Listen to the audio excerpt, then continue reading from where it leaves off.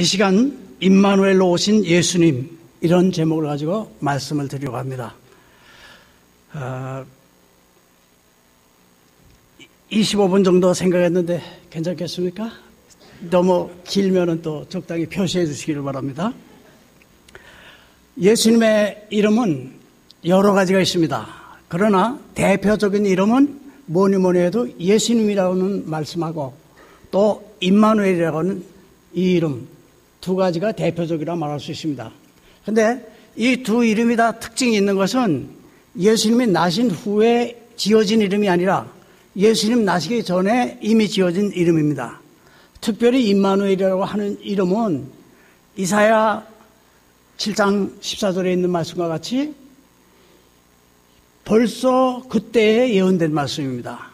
그러니까 예수님 오시기 전에 700년 이전에 지어진 이름입니다.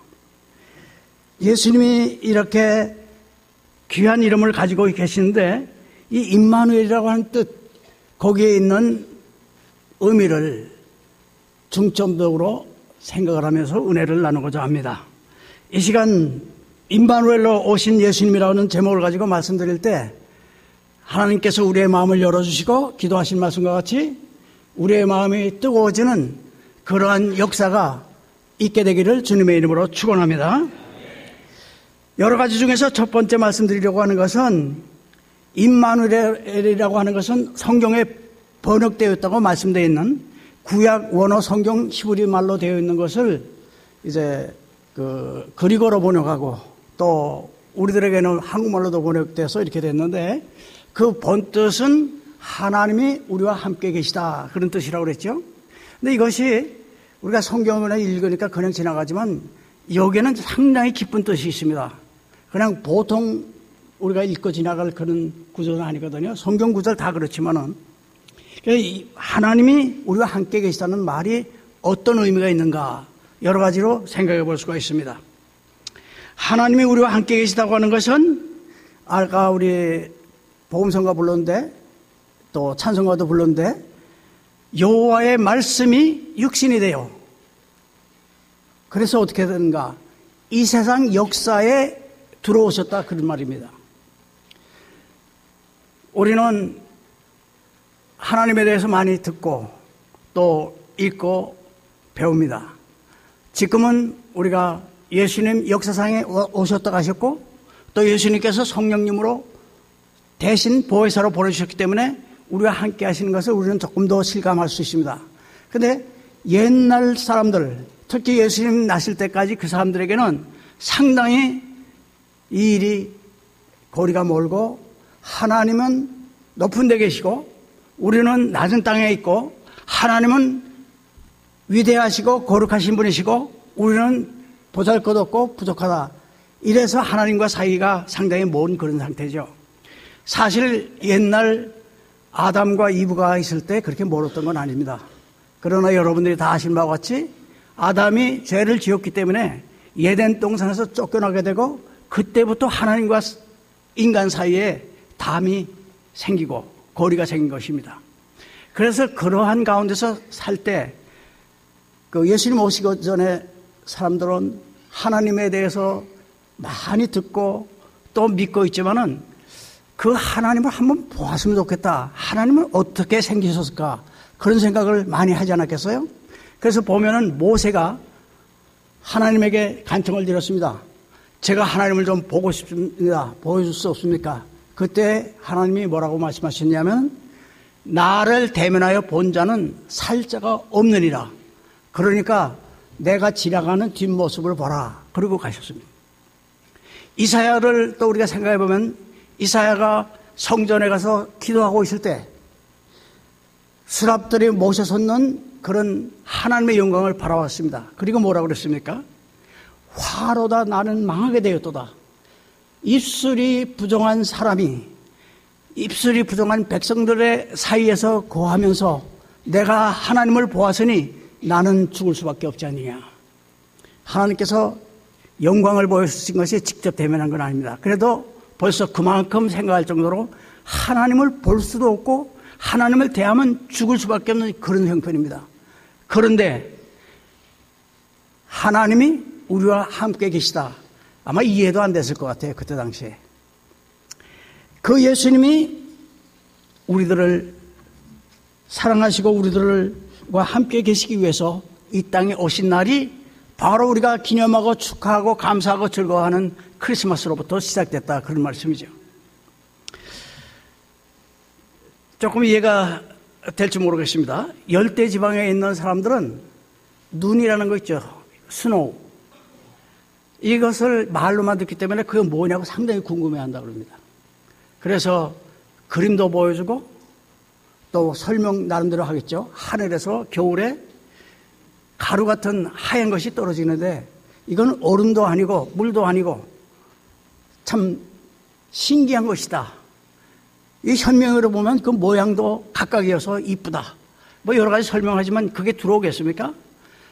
좀 여유가 있고 기회가 되는 사람이 겨울철에 사계절이 있는 한국이나 미국이나 이런 데 와서 눈이 내린다 그러면 그것을 기다리고 있다가 그걸 보고 만져보고 상당히 감격한다 그럽니다. 우리가 하나님께서 저 높은 보좌를 버리시고 이 땅에 내려오시고 이 땅에서도 마국간에 태어나시고 또 구유에 누이셨다는 것은 말할 수 없는 이 역사요 변화요 놀라운 일입니다. 그렇기 때문에 우리는 이 성탄절에 하나님이 인간을 입으시고 하나님이 인간 역사에 오셨다는 이 일을 감사하고 축하하고 기념해야 한다는 것입니다. 근데 한 가지 주의할 게 있습니다. 오늘 권사님이 이런 내용을 들으면서 예수님은 지금으로 말하면 2012년, 뭐 그것도 꼭 맞는 건 아닙니다만은 2012년부터 계셨다고 생각했는데 여호와의 말씀이 그리고 하나님이 인간이 되셨다. 그러면 예수님은 쉬운 말로 몇 살이며 언제부터 계셨는가 이렇게 할 때 제가 놀랐습니다. 분명한 것은 하나님은 태초에 하나님 천지를 창조하셨는데 예수님은 그 태초보다 더 먼 태초부터 계신 것이에요. 하나님 먼저 계셨잖아요. 삼위일체로 계셨잖아요. 그 하나님이 2012년에 인간의 몸을 입으시고 이 땅에 오신 것이지 그때부터 예수님이 존재한 건 아니다 그 말이에요. 이해되십니까? 예. 그래서 우리가 예수님은 하나님이시요 영원전부터 계신 분이시요 천지 창조를 다 하는데 관여하신 분이고 그 분이 사람의 몸을 입으시고 이 땅에 오셨습니다. 왜 오셨어요? 우리들에게 하나님을 보여주시기 위해서 우리와 함께 하시기 위해서 오셨습니다. 얼마나 감사한 일입니까? 이 감사를 잊지 말고 항상 찬양하고 영광 돌리는 저와 여러분들 되시기를 주님의 이름으로 축원합니다. 두 번째 대지로 갑니다. 두 번째 대지를 우리가 생각할 때 여러 가지 중에서 겸손을 생각해 볼 수 있습니다. 예수님의 겸손. 하나님이시죠? 만왕의 왕이시죠? 우리 찬송한 것처럼 그런 분이 이 땅에 오시면 뭐 선발 때부터 오겠죠. 이 세상으로 생각하면 또 예고도 하겠죠. 어느 길로 지나가니까 그 길은 비키라. 그리고 경호원들 또 수행원들 다 이렇게 같이 와서 요란하게 올 거예요.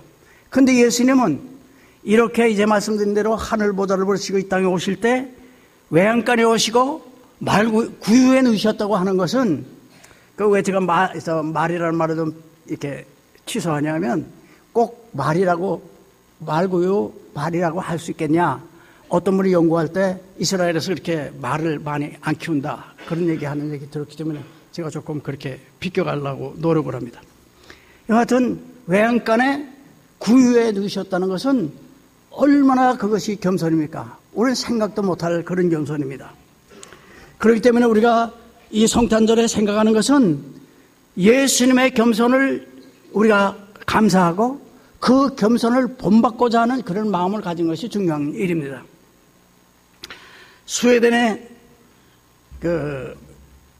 어떤 미국의 병사 한 사람이 여행을 갔답니다. 상당히 오래된 얘기인데 버스를 탔는데 뭐 거기 분들은 좀 여유도 있잖아요. 점잖고. 그래서 이야기를 하다가 미국의 자랑을 좀 하고 싶어서 우리 미국에는 지금은 뭐 백악관 들어가기 좀 어렵죠. 옛날에 갈수록 더 쉬웠죠. 아무 사람도 원하면 백악관에 가서 백악관을 구경할 수 있고 또 어떤 때는 대통령도 만나서 이야기할 수 있습니다. 이 정도로 우리나라는 민주주의가 발달됐습니다. 그렇게 얘기했더니 그래요. 듣던 사람이 말하면서 그런데 우리나라도 상당히 그 민주주의가 발달됐는데 우리나라에는 왕께서도 우리 평민들과 같이 버스에 같이 타고 계십니다.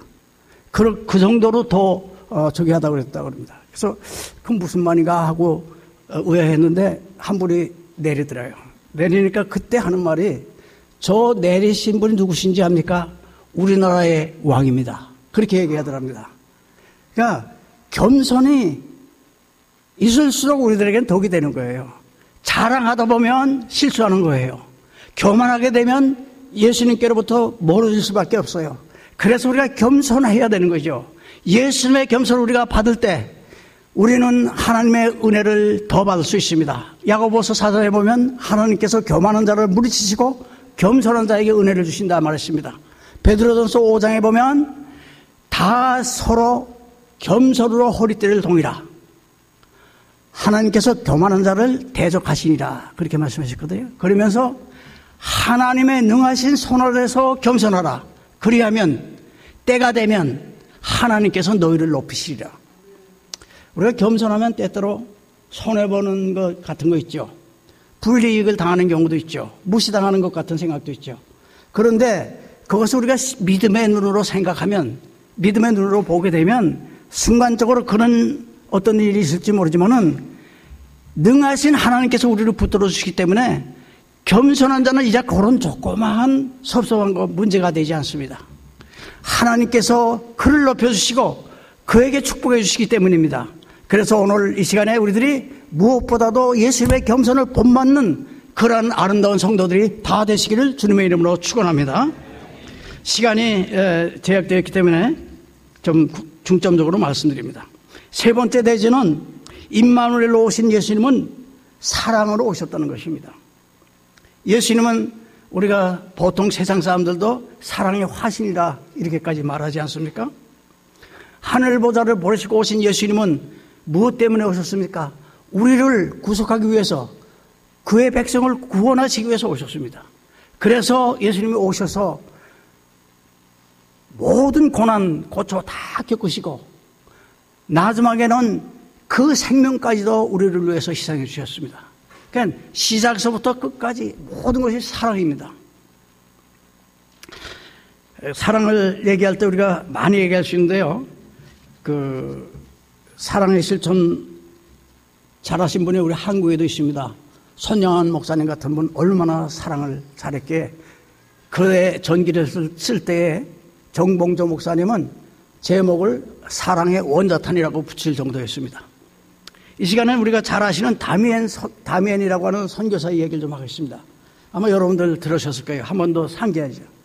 이분이 사실은 자기 형이 선교사로 가게 됐는데 자기가 예수님의 사랑에 너무나도 심취가 되고 감동이 되고 그 사랑을 실천하겠다고 하는 간절함이 있기 때문에 그 뒤를 이어서 형이 먼저 세상을 떠났기 때문에 자기가 선교사로 왔는데 어디로 왔냐면 하와이로 왔습니다.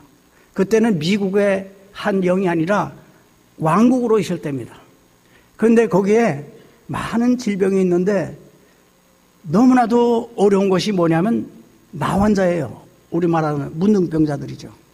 그분들을 그 나환병을, 문둥병을 막기 위해서 어떻게 하냐면 법을 정해갖고 제일 사람이 들어가기도 어렵고 나오기도 어려운 섬 하나를 택해서, 한 지역을 택해서 거기다가 나환자 병자들을 다 수용했다고 합니다. 우리 한국에는 소록도라는 데 있죠. 그렇게 해서 될 수 있으면 다른 사람이 거기 못 가고 거기에 있는 사람이 또 바깥에 못 나오고 그래서 서로 만나지 않으므로 병을 막으려고 했다고 합니다. 그런데 거기까지는 좋지만 거기에 그 섬에 갇히다시피 한 그런 사람들을 제대로 돌보지 못한다는 것이 문제입니다. 그런데 이분이 하와이에 도착해서 바로 어디로 가면 나환자촌에 갔습니다. 그래서 열심으로 봉사하고 섬기는 가운데서 예수 그리스도 안에서 평화를 누리십시오. 그분을 모시면 여러분들의 평화가 있습니다. 희망이 있습니다. 소망이 있습니다. 절망하지 마십시오.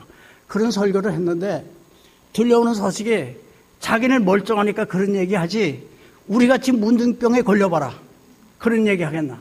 우리들에게 무슨 희망이 있고 우리들에게 무슨 평화가 있고 우리들에게 무슨 즐거움이 있느냐. 그러한 얘기가 들려올 때 그가 하나님께 그렇게 기도했답니다. 하나님, 내가 이 성한 몸으로 복음을 전하는 것은 전달이 안 되니까 거부 반응이 되니까 나에게 문둥병을 걸리게 하십시오. 그러면 내가 같은 문둥병자니까 그들이 다른 얘기 안 하고 예수님을 믿고 예수님의 사랑을 그들이 느끼고 깨닫고 희망과 소망을 가지지 않겠습니까?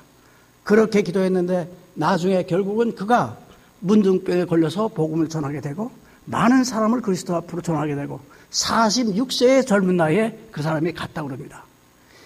예수님의 사랑을 본받은 사람의 사랑이 이렇습니다. 예수님의 사랑은 거기에 비할 수 없는 많은 사랑이 아닙니까?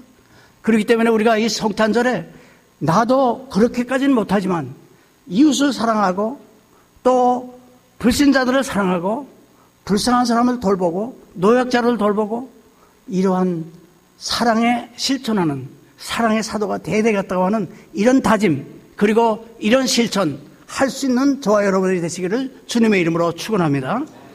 마지막 대지로 넘어갑니다. 마지막 대지는 옛 선지자로 말씀한 것이 응하여 베들레헴에 나셨다고 우리 노래하시지 않았습니까? 예수님의 나심은 오늘 본문 22절 23절에 보면 이 모든 일에 된 것은 예수님의 나심은 그 말이죠. 하나님의 구원 경륜에 의해서 계획에 의해서 수립되고 그것을 또 감춰둔 것이 아니라 우리 사람들이 알 만큼 필요한 대로 알려주시고 그렇게 해서 예비하도록 하신 다음에 하나님의 때에 하나님의 방법으로 오셨다는 것입니다. 그러니까 여기서 우리가 알아야 되는 것은 예수님이 오셔서 무엇을 많이 강조했습니까? 내가 가서 예비할 것을 준비하고 다시 너희를 데리러 온다고 말씀하셨고 얼마나 많이 예수님의 재림에 대해서 말씀하고 있습니까? 자는 자들에 대해서 너무 슬퍼하지 말라. 왜냐하면 예수님이 재림할 때 그들을 먼저 영접해서 그들과 함께 이 땅에 오셔서 항상 우리와 함께 있을 것이라 이렇게 말씀하셨습니다. 그러니까 우리가 여기서 생각하는 것은 예수님의 오신 것은 초림을 우리가 지금 축하하고 감사하고 노래하고 기뻐하는데 초림이라고 하는 것은 재림을 전제로 한 것이고 재림이 올 때 우리는 이 세상의 모든 역사가 끝나고 하나님의 역사가 온전히 이루어진다는 사실입니다. 그렇기 때문에 우리가 어떤 사상을 가져야 되냐면 예수님은 다시 오신다는 사상을 가져야 됩니다. 그리고 그 마음만 가지는 것이 아니라 슬기 있는 5 처녀들이 기름을 준비하고 이따가 신랑을 맞이하라 할 때 맞이했지만은 5 처녀는 기름을 따로 예비하지 못했다가 등불이 꺼져갔기 때문에 제대로 신랑을 맞이하지 못했다고 하는 예수님의 비유의 말씀과 같이 우리는 늘 깨어 있어야 되고 늘 준비하고 있어야 되고 그래 해서 예수님을 모실 수 있는 그러한 자세가 되어야 되는 것이 중요합니다. 한 걸음 더 나가서요. 나만 걸어가서는 안 되죠. 예를 들어서 우리가 좋은 의사를 만났다. 그분은 참 그 병에 대해서는 정말 틀림없이 고칠 수 있다. 또 우리가 어떤 약을 만났는데 그 약은 정말 직방이다. 직효약이다. 그런 것이 있으면 나만 알고 있겠습니까? 그러한 비슷한 사람, 그러한 약이 필요한 사람이 있으면 좋은 약을 내가 소개할 테니까 그거를 복용해 보시 안 하겠습니까? 또 좋은 의사를 내가 만났으면 그 병에는 그 의사한 데 가면 틀림없이 낫습니다. 가십시오 안 하겠습니까?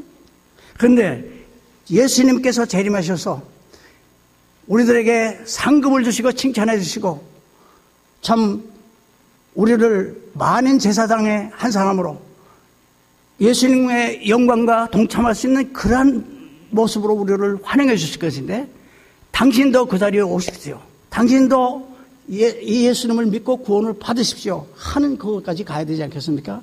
그래서 우리가 이 말씀을 때를 얻든지 못 얻든지 전파해야 되는 것입니다. 예수님은